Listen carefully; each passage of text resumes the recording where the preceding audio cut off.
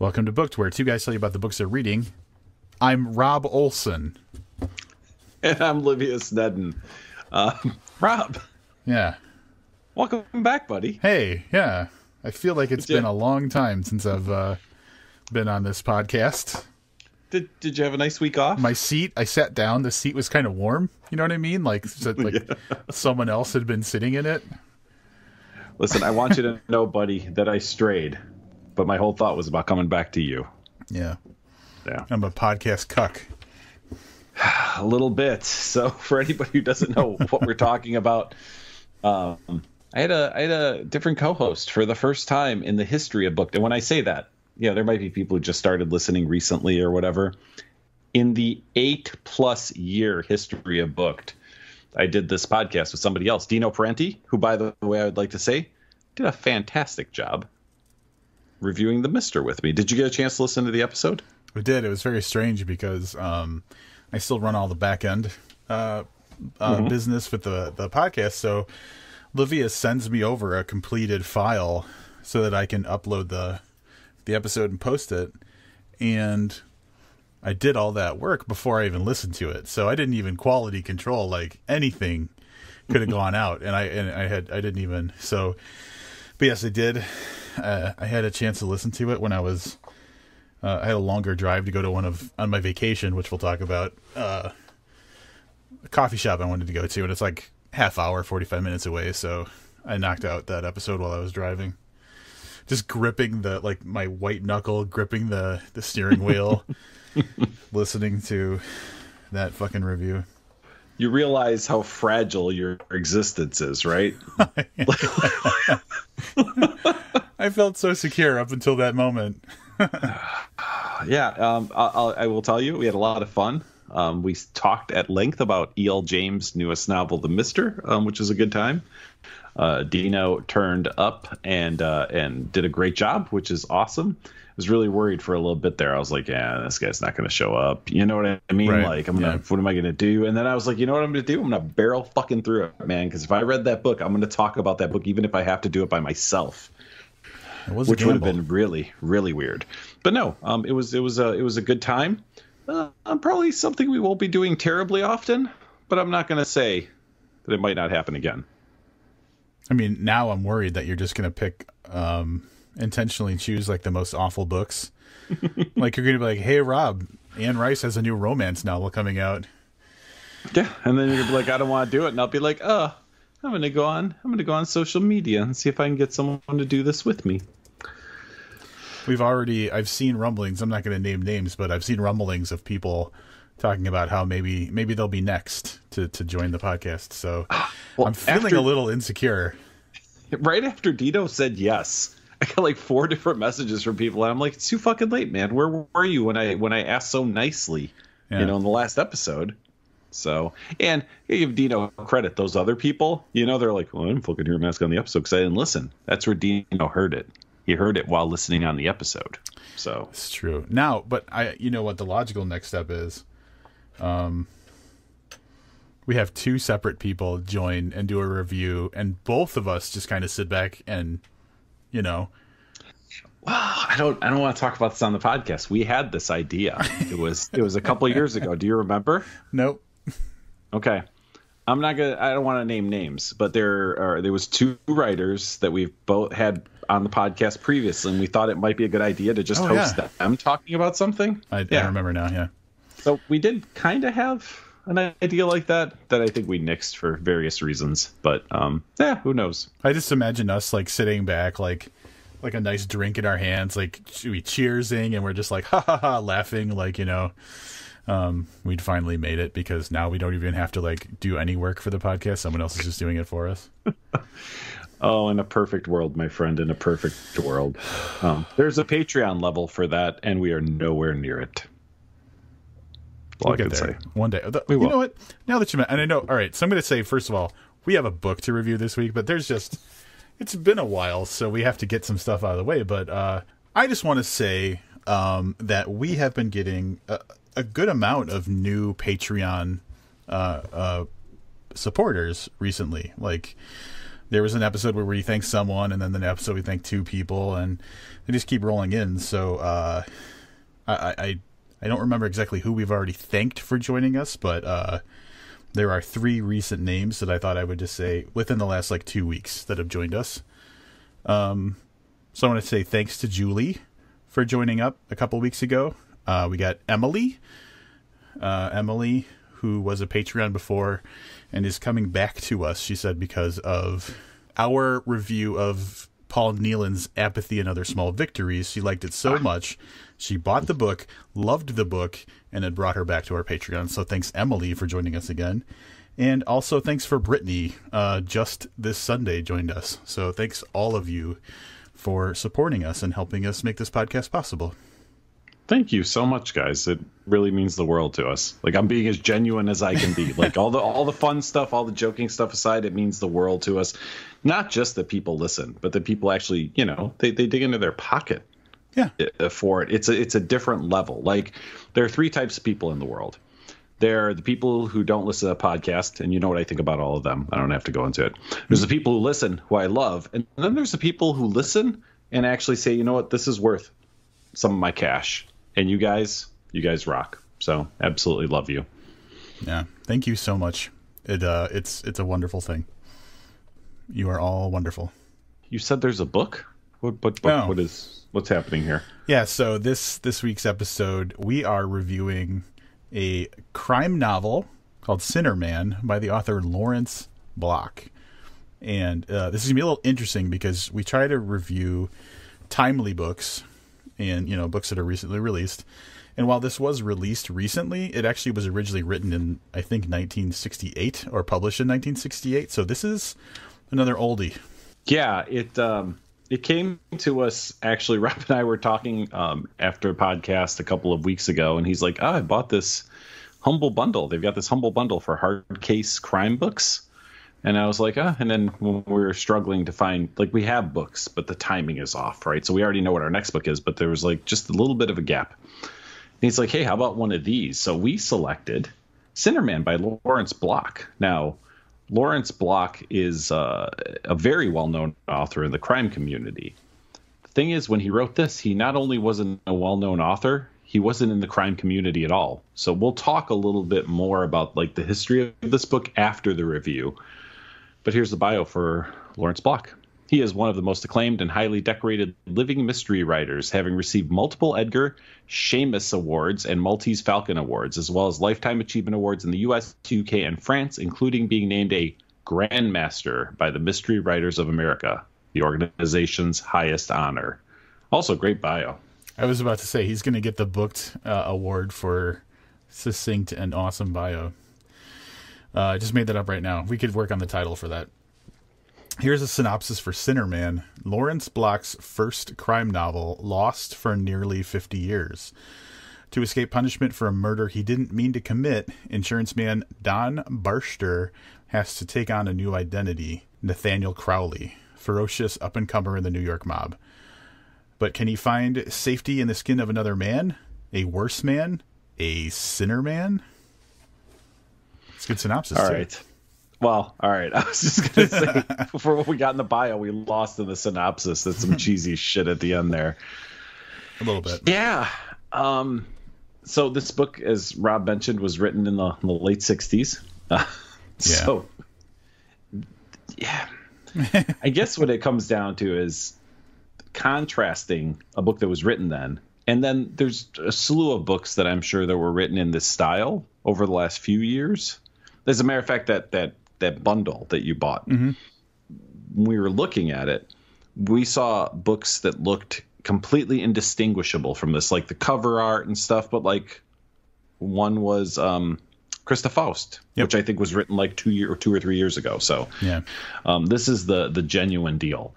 We opened to Don Barster, as Rob said, who's an insurance man, and he's married, and he's been married for a little while, but life is a little humdrum for him. Doesn't get along real well with his wife, doesn't like her, drinks a lot, and during an argument one night, he accidentally kills her. So he does it by slapping her, which seems fairly normal in this book. shrugging my shoulders. I felt like when this was written, maybe that wasn't such a big deal. But she falls and hits her head and dies. And what does good old insurance agent Don do? He weighs his options. His option is to face manslaughter charges or just say, fuck it. I'm going to take everything I've got, whatever money I have and whatever I can carry, and I am going to make myself a new life somewhere else as someone else. So I'm sure you wanted to do this too. I want to just read the very first sentence of the book because you want to talk about just putting you right in it. Like this thing starts off at like a gallop. Oh, for Christ's sakes, I say, you can get up now. No matter how long you lie there, nobody's going to give you a fucking Academy Award for it. That's what he's saying to his wife, who is laying bleeding on the floor. And then soon after he realizes that she had died. Yeah. He doesn't even really feel bad about it. But I mean, it's like pretty well established that they didn't have a great relationship. And she was, I don't know, man, she was a naggy house. So here's what I get from this. This to me, and I think 68 is a little too late. Now, the book doesn't necessarily take place in 68. Right. That's when it was written. But I really felt like this was the ugly side of like Leave It to Beaver. You know what I mean? Oh, yeah. Like every man is wearing a hat. It felt like earlier than that. And I know I'm not saying like the 20s, but you know what I mean? It like felt like late 60s was a little too late of a time frame for this, the way I was looking at it. So I was thinking maybe like 50s. Like everyone's wearing a suit. Like late hat, 50s, maybe. Yep. Yeah. Yep. Well, you could timestamp it off of something, a poem that's mentioned, which I don't remember the exact publication date for, but it was. But it really has that kind of taste of like maybe the white picket fence and two cars and that kind of thing isn't as satisfying as it sounds on or it looks on paper. So yeah, this dude, like Livia said, he's faced with, what are his options, and he decides, I'm packing a bag, I'm going to clean out my bank accounts, and I'm just going to go become a brand new person. And so that's what he does. He hops on, a train or whatever, and just leaves town knowing that he's got at least a few days of like lead time before anybody has a reason to discover that his wife, who he's stuffed in the closet, is no longer living. And, kind of weighs his options and books it for Buffalo, New York, the place that I would absolutely go if I murdered someone I was trying to start my life over again. Where it kind of seems like on the train ride is when he decides what he's going to build as his new identity, and he does kind of like a analysis of the situation and decides like he has to be as off the grid as possible, and organized crime is the kind of job that you can get into that doesn't really look at, do background checks and stuff like that. To give just a little bit of a background, he doesn't like, he's pretty clever about things, but he's not a criminal. I mean, his background is he was in the military, so he's got a little bit of fighting skill, maybe some small arms training, that kind of thing. But it was really interesting to see the way the Block took Don and turned him into Nat Crowley, sorry. Like how he was going to have to change, basically like his posture, like how he approaches things, his walk and everything else. It wasn't just like, I'm going to throw some dye in my hair, and that's it. Like he was really thinking like, how did Don do things and how is Nat going to do them differently, and acts on them. And I don't know how likely you are to get noticed by the mob, but essentially he gets into town, finds himself a hotel, buys a couple of new suits, and starts looking for bars that might be mob hangouts. Waits till he finds one, and then picks a fight with a guy just so he can beat the guy's ass. So people at the bar would be like, "Oh, that mysterious guy that's been coming in here, whoop the shit out of some guy." It doesn't take long for exactly that to happen from people from the organized crime families in Buffalo to take notice of him. what I really enjoy about the way that went down is that he specifically decided to mix it up with a Canadian, and I think it's the guy was just happened to be there, but because he's in Buffalo, New York, like Niagara Falls and Canada's right on the other side, he had he wrote the story in a way where like he picks a fight with the most inconsequential person because it's someone who's obviously not from town. And so like that first fight kind of starts to build his bona fides as a tough guy without like necessarily causing him any future like problems down the road. So I thought that was cleverly written. That was a nice introduction to this new guy. I don't know if it was intentionally clever on the part of the character or just like happenstance, but I thought it was a very tight and clean way to give this guy credentials without complicating his life in the future. The other thing I kind of got out of it, because someone mentions it back to him later, like, yeah, like I knew about you from when you beat up that Canuck, you know, like maybe in Buffalo at that time, like people just kind of looked down there. No, but you know what I mean? Like beating Canadians was like a sport. well, like everyone knew the guy who got his ass beat was Canadian. Yeah. You know, you can't, I don't think you could just tell a Canadian by looking at him. You know what I mean? Well, so like got out that he beat up a Canadian, not just some guy, a tourist in a bar. Like, yeah, it's funny.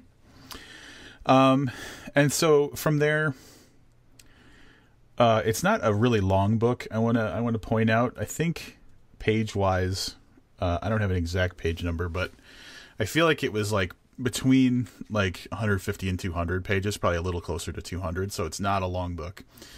So there's not a ton of story that we can go into, but from there he starts to get noticed and he starts to have interactions with some of the, you know, connected people or like the criminal element. And he, like the book basically is him becoming established as like a Buffalo, New York kind of wise guy. Yeah. And it's done in such a way, like it's a super easy to read book, but it's interesting enough.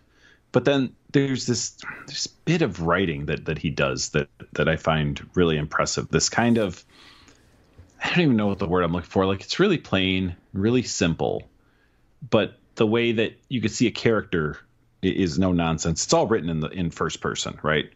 Right. So here's a quote that I think will probably explain this a little bit better than I'm doing. So he basically is at a liquor store. He walks into his hotel and he's got a bottle of booze. And he says, I used a glass, and when it was empty, I filled it up again. And when it was full, I sipped at it until it needed filling. Yep. Like, that's just really great stuff there. And there's probably at least a dozen instances in the book where it's just kind of this really no nonsense. He hasn't said anything deep. As a matter of fact, he said something that probably didn't need that many words, but the way he said it just gave it such a no nonsense feel that it's something I really enjoyed about this book.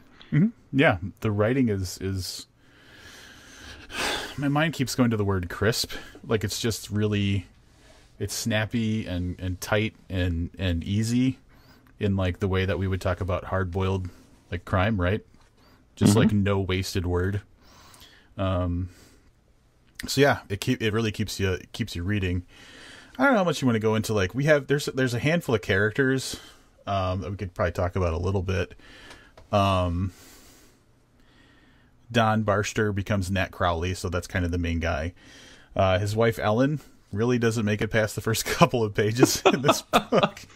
She's just one smack into this book. Yeah. She really, yeah. Within 4 paragraphs, she's referred to in the past tense. Brenda is kind of one of the first people that gets named in Buffalo once he starts to establish himself, which is a African American maid who we discover early on. Nat Crowley's got a thing for women in uniform, and so when the maid's cleaning up his apartment or his hotel room, I guess. He offers her $50. What does he say? There's a $50 bill in my wallet if you're interested in earning it or something like that. Yep. Yeah. Classy, that guy. I love it. She was interested, and so she becomes kind of a I don't even know what you want to call her, because she wasn't like a prostitute, but she was willing to have sex with him for money from time to time. So I don't know. I mean, I call that a prostitute. I'm not sure. Well, I think that's right. Yeah. Well, she wasn't a working girl, but then it's weird because eventually, when he switches to a different hotel, she quits the hotel she's working at to go work at the other one that he's living at now, so that she can continue to have him pay her for sex. So, dude, at $50 a pop back in like the 60s, it's not bad. It's good. That was probably what she earned cleaning rooms for a week, right? Because there's a part in there where Nat is offered a job, and the job pays $200 a week, and he's like stoked. Right. So I'm thinking she's earning, once a week, she's doubling her pay, which is not bad. So yeah, you'd sleep with that guy for double your pay. It would be double your pay tax free. Let me clarify, tax free, double your pay. Would it be a dude though? Can't we just switch up the genders on this? Like, no, because you do that shit for free. Damn it, that's true. All right, yeah. Let's not go down that road. And then there's kind of like the more mobby kind of organized crime people. The first person we meet is a guy named Tony Quince, who is just kind of this guy who makes small talk with Nat in a bar about, I think, was it sports or something. Yeah, he's the guy knows shit though from the first time you meet him. Yeah, you know what I mean. You know that he's a mover. Like, right. He's that guy who makes shit happen behind the scenes, but then he's always like, I'm just saying. Like, you know what I mean? Like, he doesn't ever, he doesn't give that impression that he's involved, but he's very involved in the things that are going on. Yeah, it's made obvious. Like, I think, it was like a boxing match or something. That's what it was. It was a boxing match, and he kind of made it sound like he knew who was taking a fall when and stuff like that. Mm-hmm. So, like, he was the guy that you wanted to be near because he had the inside scoop on stuff. Anne Bishop is not to be confused with Brenda, the maid, is really what looks to be the love interest for Nat, and she's a girl who's been around. I think Rob put in the notes here a scene girl, which I think is a perfect description of her. But she kind of hangs around all the mob places, and she kind of knows Tony, and she knows a lot of people, and she knows what places are open till 4 a.m, that kind of thing. So that's the gal that catches Nat's eye. Then we have Lou Barron, who is the mob boss in Buffalo. Enough said there. He's just your very straight up standard mob boss. Like, he's a caricature. yeah, for sure. So, but was he at the time? See, that's the interesting thing. He's a caricature now, but I don't know how many books at that point, or movies, or TV shows, or whatever kind of had that character. That's a good point.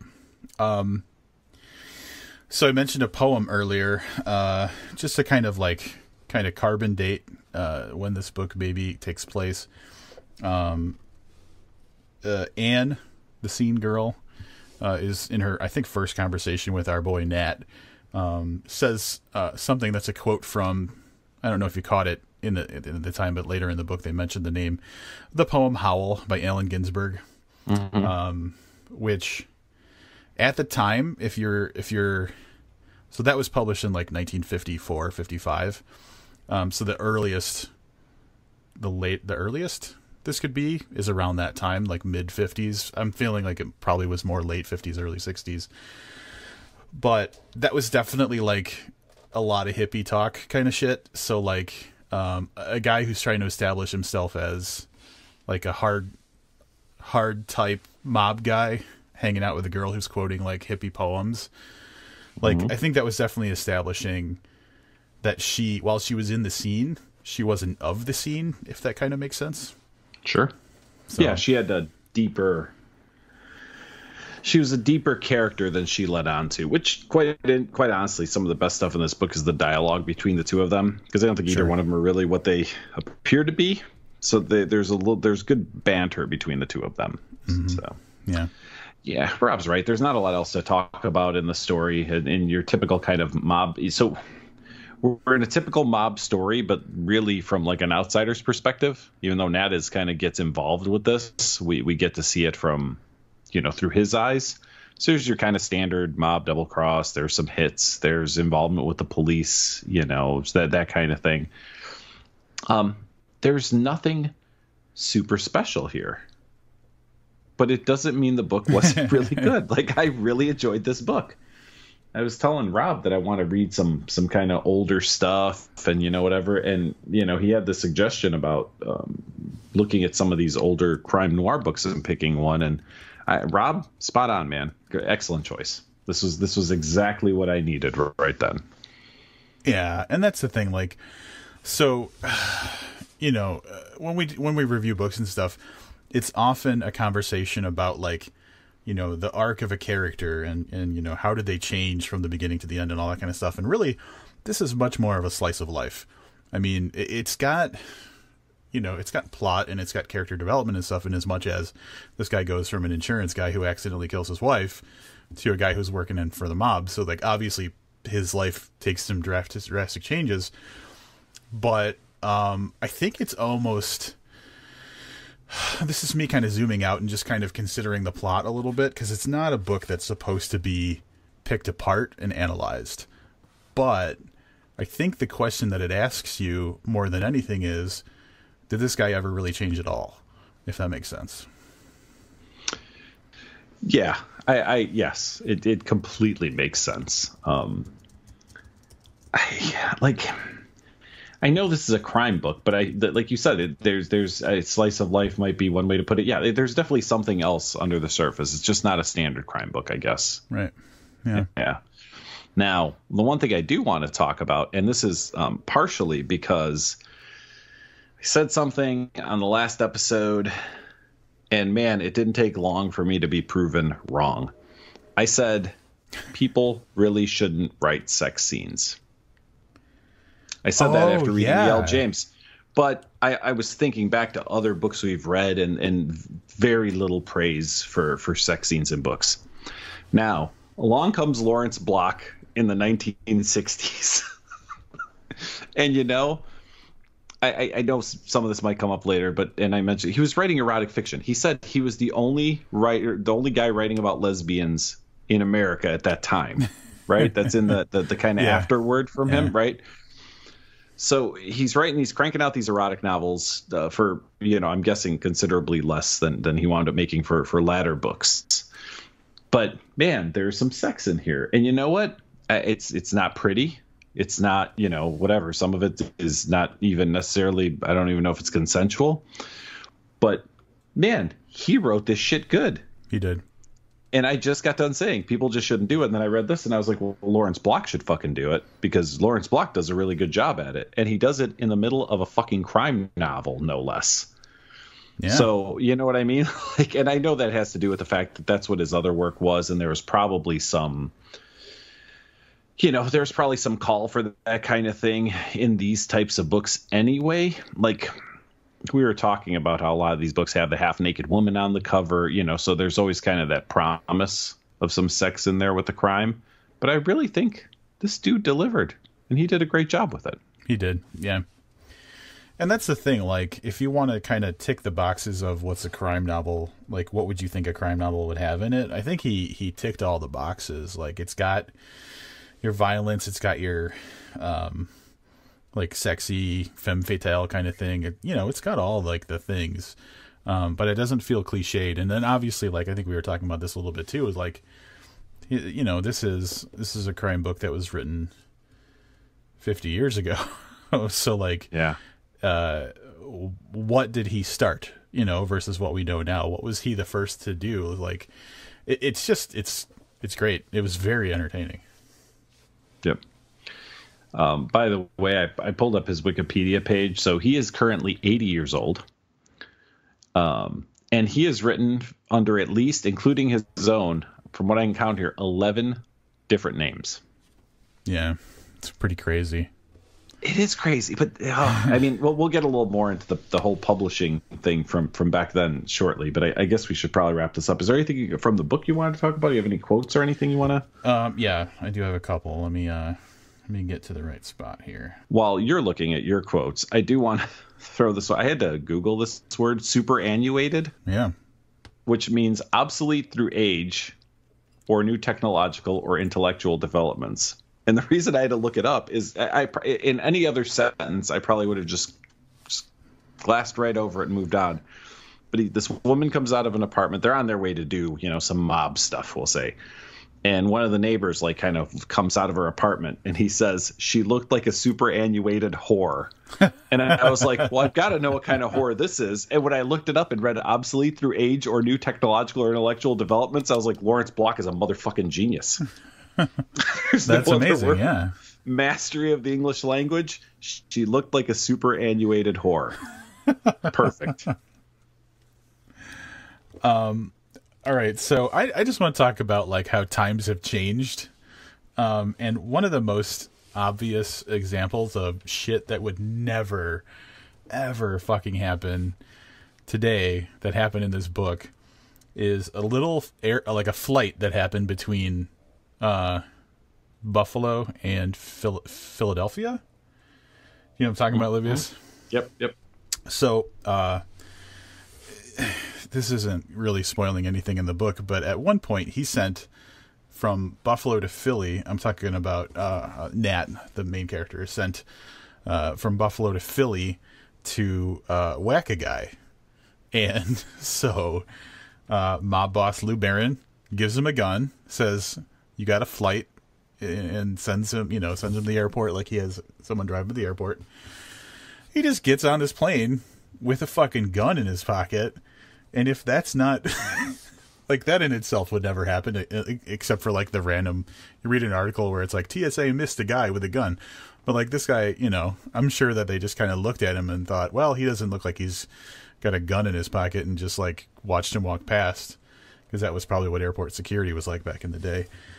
And at one point he gets up and goes into the airplane bathroom like in mid-flight, and he's talking about the gun. I'm not going to set it up too much, but let's see. I went to the John to get rid of some coffee, which was his way of saying pee, which I thought was, pretty hard-boiled. I checked the gun there, too. It was a big gun, a heavy gun, a Browning Parabellum with a 13-cartridge magazine. It must have weighed 2 pounds. I took the magazine out and practiced with the empty gun, sighting at imaginary targets and squeezing the trigger. He was on an airplane and he went to the bathroom and he was fake shooting an actual gun on the airplane. That was just madness. I'm reading this and I'm like, Robb, I can't even imagine it like that being a real thing. Robb, they were simpler times, my friend. Apparently. When a man could be a man and take his handgun into an airplane bathroom with him. Not like this bullshit today. Oh. No firearms at the airport. I don't fucking understand. All right, I learned something. I'm not even gonna get into a paragraph or like an actual quote here, but I didn't realize that oral sex used to be referred to as French stuff. Yes, that was a thing too. Yeah, she's like he told her to act French or something like that, right? Yeah, actually, yeah. And then he goes on to say the French stuff was fine for a long preliminary, but for the payoff, I wanted to be strictly in control, strictly in the saddle. It was some saddle. God, this is so good. This is so fucking good.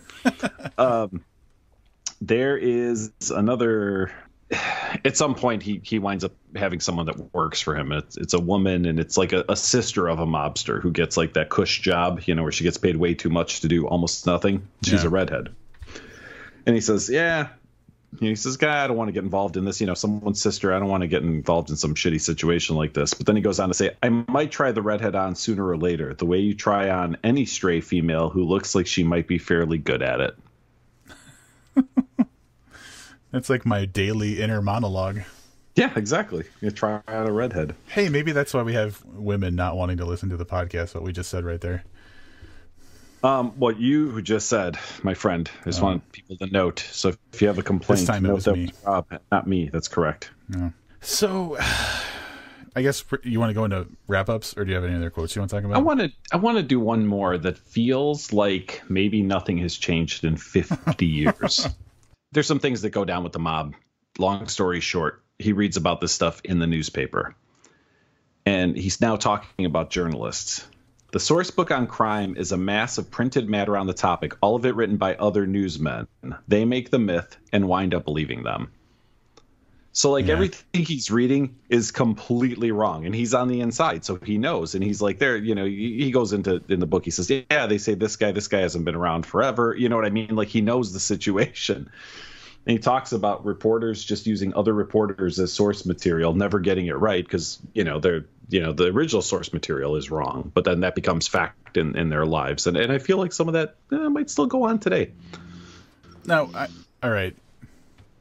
I'm going to cut to a future thing that we're going to talk about later in the podcast, but a book I recently read, I posted a quote from it on Facebook, and it's a book that takes place in the early 1900s, and this is the quote: "What a mess the world is in," cried the man reading the news in his paper.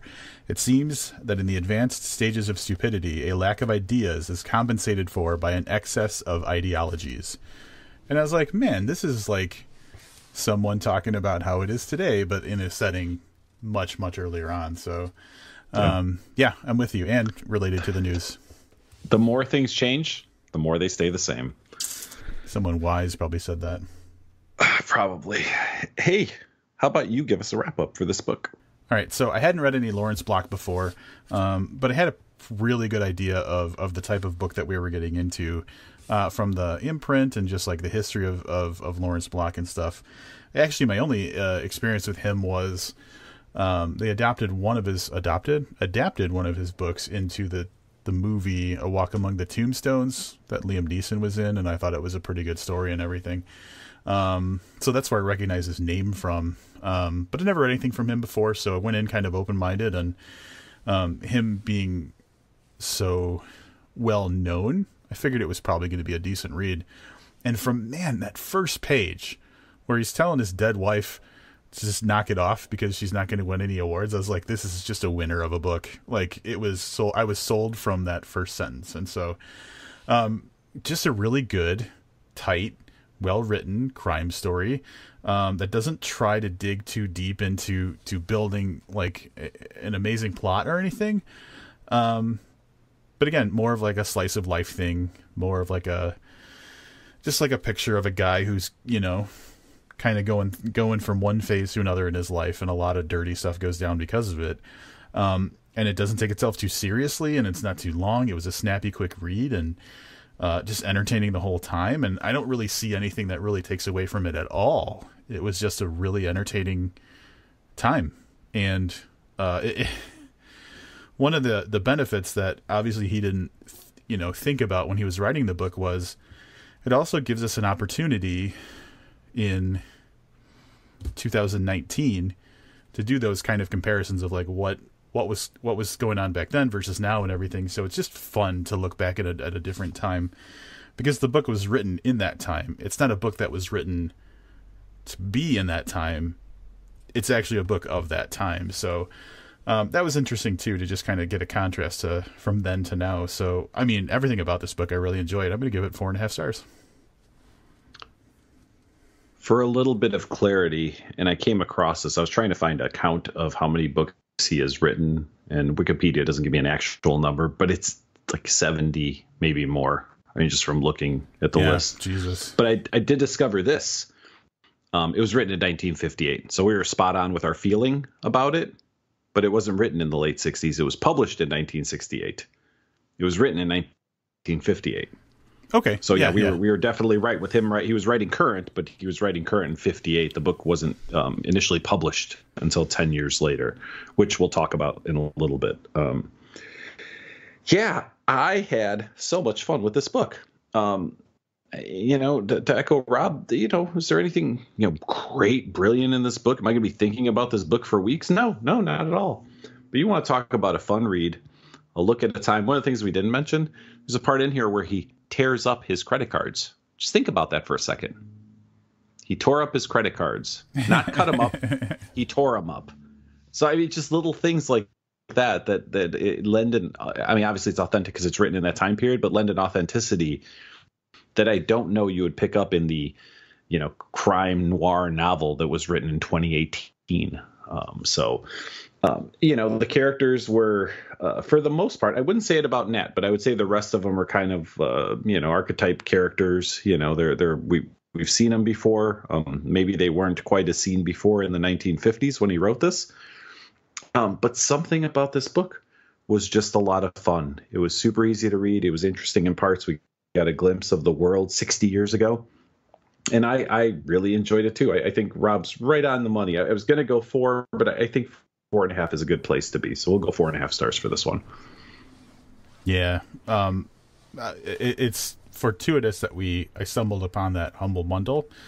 And it was one of those, like, you see people post like little like book deals and stuff. I've always kind of liked Humble Bundle because, and I don't know exactly what they do, but I feel like either don't they give to charity? Either they give to charity, or it's a charity organization. Yeah. And so, and since it's just like a pile of ebooks, it felt like it was just an easy thing. So the Hardcase Crime Humble Bundle was, like, depending on, I don't know if for the people who are listening, if you've never done a Humble Bundle thing before, there's different levels, and like if you can give whatever you want to and get the main thing, but then as you give more, like it's almost like milestones. When you give this much, you get these extra things. You give this much, you get these extra, but you can give whatever you want to. So there was like the everything milestone was $15, and I think it's like easily 30 ebooks or something like that. So a no-brainer. It's a good value no matter what. And I think I gave 20 just because, like, that might, I don't know. Because you got that podcaster money. Be honest. Podcasting money. That's what it was. I was trying to be humble, but yeah, like the bundle. Humble Bundles primarily, people know them for video games and software. Yeah. It's how they started. But yeah, occasionally ebooks. Like I was looking to see if there were any current ones, because I was like, man, this is so much fun. Like the current one they're all like how-to books, like coding and stuff like that. So if you're into video games, primarily computer video games, but I do believe I bought one previously that had like some PlayStation title, like you get the computer version, but some PlayStation titles a few years ago. So there's a lot of cool stuff there. And yeah, the money, I'm not sure exactly how it breaks down, but I do know that they put millions and millions of dollars into charities over the years doing that. So it's I commend them, but then you also have to commend the publishers, in this case, a book publisher. Robb's going to talk about in a minute. But, the video game publishers and developers and stuff who essentially either give it up at a significantly discounted rate or make them available to Humble Bundle for free for X amount of time or whatever. They're all very time-limited, time-sensitive things. So, unfortunately, this bundle is no longer available. But I do believe you can buy Sinnerman right on Amazon if you'd like. Yeah. Yeah, and so I'll talk a little bit about, the Hardcase Crime people, but then it's just weird. So someone posted this on Facebook, and I was like, click the link, pay the $20. It was a no-brainer. I wanted it. And I hadn't realized where I recognized Hardcase Crime, the publisher, at the time. But in looking at their catalog of books that they've released, Hardcase Crime is the publisher that released the Nice Guys novelization that we reviewed recently, written by Charles R. Dye. And I think we liked that book, right? Like, we did. I think we both really liked that book. Yeah, I think we both kind of fell in favor of the movie over the book, but the book was still a pretty good book and a nice novelization. What I didn't realize was, when we read that, I didn't realize Charles R. Dye is the head guy for Hardcase Crime, which is pretty cool in itself. But in looking up stuff for the podcast tonight, I stumbled across the fact, and this blows my mind. Back in like 1996, Charles R. Dye was one of the founders of the company Juno. Juno Mail, right? They did mail? Yeah. They did web hosting and email and stuff like that. And I think they got bought by the same company that owns like Net Zero. If you remember Net Zero. I remember all of that. Hey, you can still go and sign into your Juno email, apparently. Are you serious? Juno.com? I probably had a Juno email back in the day. So this guy founds in the mid 90s, just before the bubble, I think, for the .com bubble bursts. He's an internet company guy. And then cut to like 20 years later, he is the founder of I think a pretty innovative crime imprint, in as much as they go around acquiring rights to old out of print crime books and then republish them.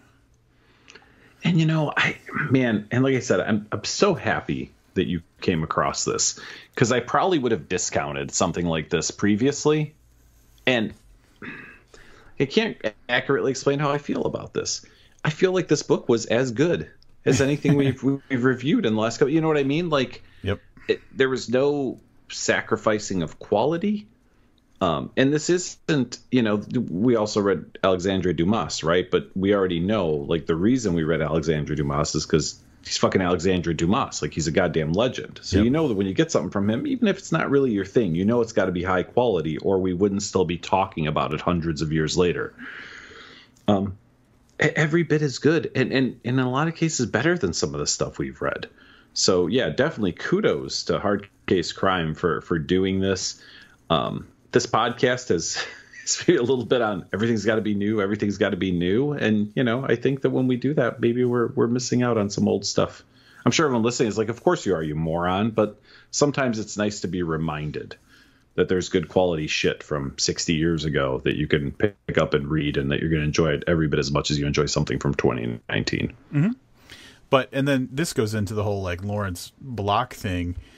If this Hard Case Crime imprint publisher had not acquired this book and republished it and everything, it would have been us tracking down an old like print copy of the original book that was published in the 60s under a different name. I can't remember off the top of my head, and being like, oh, we read this book that literally nobody can find unless you go looking in used bookstores for like years until you run across a copy of it. So like our model makes sense in as much as we try to read stuff that you also have access to. And so it's just great that that Hard Case Crime is doing that. Because like I don't even want to think about the number of books that have just vanished into oblivion because a publisher goes under, which happens all the time. Mm-hmm. For sure. Speaking of which, there's a very interesting afterword. We said this book was lost for 50 years. I shouldn't say we said it. It was in the synopsis. And we're not going to spend a ton of time on it. Mm-hmm. But man, I learned a lot about publishing. So here's the long and the short of it. As much as I can get it right from memory, I didn't take a lot of notes.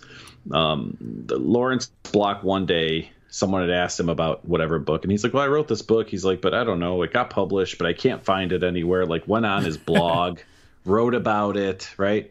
So fast forward like 2 years, and someone posts a picture of a book, a friend of his tags his, and says, hey, isn't this might be the book you were asking about? It's got, these elements, and the elements that he remembered were insurance agent kills his wife and runs off to join the mob, thought he remembered a character name or two. And that's all he had because he had written it 50 plus years before that. Yeah.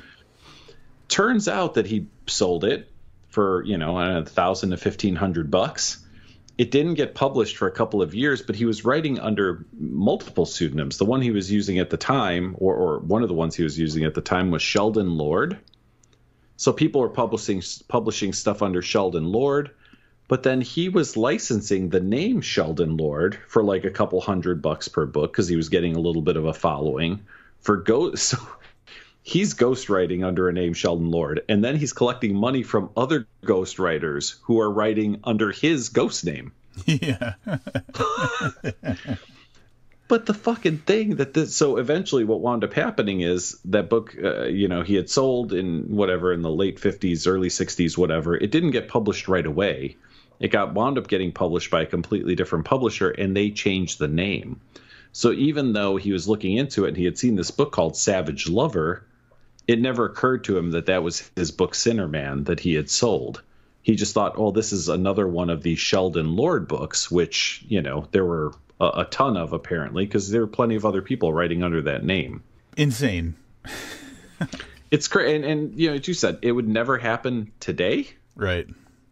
Right. Because, it just doesn't work out that, like, you know what I mean? Like, now you have digital, you have correspondence, you can look in your email, find out who you sold something to. Hell, you could search a passage of text and Google will probably find the book for you. But at the time, he was cranking out books. The Wikipedia said at one point he was writing 10 to 15 erotic book novels a year. Like, that was how he earned his living. So the guy's cranking out 40, 50, 60 books over the course of a few years. It's probably pretty easy for one of them to get lost in the shuffle. Yeah, that's true. That makes sense.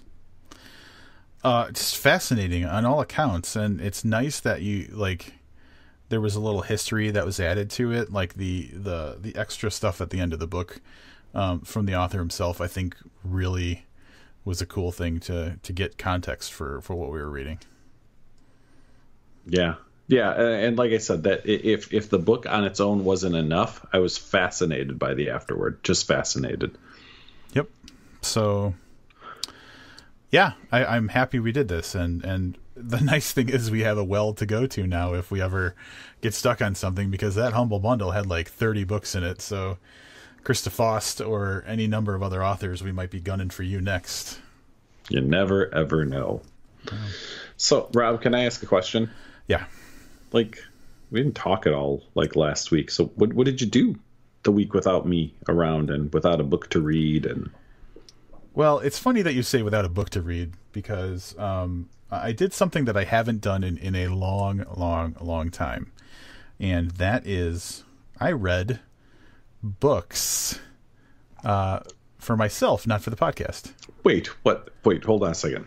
Plural books. That's right, Livius. I read 3 books while I was on my vacation. 2 of them for my own personal leisure, and the third one being this Lawrence Block book. So, my understanding. Hold on, let's back up for a second. My understanding is there weren't like 3 Saturdays in this time for you to read 3 books. So the math isn't working for me, buddy. I'm not sure that this is all accurate. Yeah, I paced them out and I read them a little bit at a time too. So I did the Livius approach. I did some Liv's lunches. So tell us what you read. Obviously, Sinner Man. Read Sinner Man. You heard everything that I had to say about that. But before those, I had gotten to.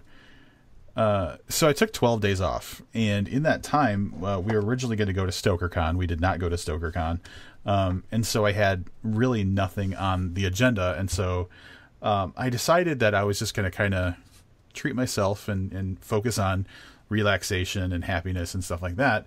And so part of that was getting to some books that I'd been dying to read for a while.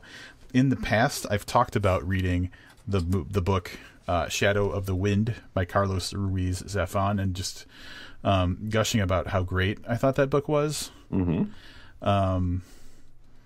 And subsequently, I have bought 3 more books from him that I had not had a chance to read. The Angel's Game, The Prisoner of Heaven, and The Labyrinth of Spirits were the 3 books that he's written that all share a universe and a timeline. They're not necessarily sequels or prequels or whatever, but they all take place in the same place around the same time and have a singular focus of a place called the Cemetery of Forgotten Books, I think is what it's called. And it's this like kind of secret place where books go to kind of almost like be buried. That's why it's called the cemetery. Like they'll always be there, and they'll have a place and blah blah blah. So Shadow of the Wind was the book that I'd already read. I picked up The Angel's Game, which is the second book that he wrote in this kind of shared universe, which is kind of a prequel. It takes place before Shadow of the Wind. I fucking loved it. 550 pages. It was just amazing. And then The Prisoner of Heaven is the third book he wrote in this kind of series of books. It takes place immediately after Shadow of the Wind. So, having read Shadow of the Wind, I think right before we started this podcast 8 years ago, a lot of that stuff was a little bit like, the memory wasn't so good with that. But man, just diving back into this guy's world, it's such a fascinating place. It takes place in Barcelona between like the early 1900s and like the 1950s or 60s.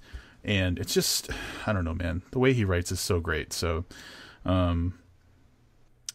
there's one more book he wrote in this world, Labyrinth of Spirits, which I have not read yet. And it's 800 pages. So I don't know when. I'm going to have to take another vacation to knock that one down. But I absolutely love these books. And without any question, I would recommend anybody who wants to, you should check them out. And especially if you like kind of like, not mythologizing, but kind of the series of books kind of elevates the idea of books and reading to a higher level, Like, it's not just that books are an escape or they're fun or something like that. They have a significance to culture and history and stuff like that. So they're very revered. And so it's got that, plus it's also a very historical fiction kind of look at a specific place and time. And it's all just done magnificently. I know that I have added Shadow of the Wind to my off-podcast reading list. I'm just fascinated that you read a 500-page book, let alone 2 of them. Because if I say a 500-page book for the podcast, you're like, fucking find something else. Like, I'm moaning about it. Find something else. Well, all right, so The Prisoner of Heaven, the second book that I read, was about just under 300. So together, they totaled about 800 pages. Gotcha. But that's very cool. I know you've mentioned that book to me before, and as I had mentioned on the podcast, and I hope that I was inspirational to you and wanting to read more outside the podcast. I really do. I'm adding that to my list for sure. It's on my list. Probably the next book I read that's not a booked book. There's 2 reasons that I decided to read non-podcast books while I was on vacation. One is exactly what you said. I was inspired by you kind of reading for self-fulfillment and that kind of thing. The other was, there's no goddamn way I'm going to let you read a 500 plus page book and I don't at least do the same amount of work. I was sure I was positive you were going to be like, man, I managed to watch all of Justified again. Like, that was going to be your... I only got through season 1. Hey, speaking of books, I do want to mention one other book related thing before we move on. You mentioned the Stoker Awards. Yep. Paul Tremblay, Superior Achievement in a Novel. Nice job, Paul. Paul's been a friend of this podcast for, 6 years or so now. And so nice, not just to see him, see his books when I walk into a bookstore, which is super cool, but to see him really get some credit for some of his work. So tremendous job. Congratulations to all the winners. But you know what I'm going to say next, right? I know you've been thinking this. I know. I think that we have to, for the podcast. Now, I've already started our next book, BTW. But you know what my favorite book of last year was, right? This is Baby Teeth by Zoya Stage. Right. And it did not win Superior Achievement in a first novel, which makes me super curious about a book called The Rust Maidens. Yep. Because if it beat what I feel was the best book I read last year out of, I don't know, what did we read for the podcast? Probably like 35 30, and probably another 10 on my own out of the 40-something books I read last year. Then there must be something to this book. So I'm gonna put it out there as a feeler for you. Next time we have a gap, maybe the Rust Maidens should fill that for us. Yeah, that makes sense. Now the Stokers, though, we really kind of missed a chance because we went out of our way to read all of the novel category books, and then we didn't cast our votes before. Fucking goddamn it! Yeah, I know. It's so frustrating. This is a little self-flagellation because we put in the hours, and then we just totally timed it weird where we didn't talk about it before the Stoker Awards were announced, and so like anything we say, it might not sound genuine now. But I was going to choose the fucking Paul Tremblay book. I know you were. I was very torn, and at this point, because there's a winner, I'm not going to say it, but I don't know how I would have made a decision between Unbury Carol and The Cabin at the End of the World. They were so different. Yeah, you know what I mean? Yeah, like, that's the thing. And then Mayberry's book really delivered in some ways where I can't say that Mayberry's book was better than those. But I will say, having read all 5, I can definitely give you. Here's what I'm going to do doing that thing. You remember we used to ask authors, like, tell us one, and then they give you. I'm going to give you 4th place. Would definitely be Dracul, the Doc Ray Stoker book. 3rd place, Alma Katsu, The Hunger. 2nd place, Jonathan Mayberry with Glimpse, and then a tie for me. I don't know how to make a decision between Josh Mallerman's Unbury Carol and Paul Tremblay's Cabin at the End of the World. Because I really thought about it, and I was like, we missed our opportunity. I thought the same thing. Like, well, now it's over. What the fuck does it matter what we say? like the whole idea was to do it ahead of the Stokers, and yeah, we missed our opportunity. Yeah, I'm not too broken up about it. But happy to see people that we care about, nominated, acknowledged that, their work is worthy of the award, whether they actually won the award or not. They are the best. They're amongst the best, and that's a big thing. I also, on a non-book related Stoker topic, I just want to mention, because I provided Robb with some evidence. Back when The Haunting of Hill House came out, both Robb and I watched it, and we watched it right around the same time. So I remember I was kind of messaging, talking about stuff. Yeah. And after I watched episode 5, The Bent Neck Lady, I sent Robb a message, and I went back and found it, and it said, "This might be the best writing on a television show I have ever seen." Yeah. And sure enough, superior achievement in a screenplay. So Bent Neck Lady.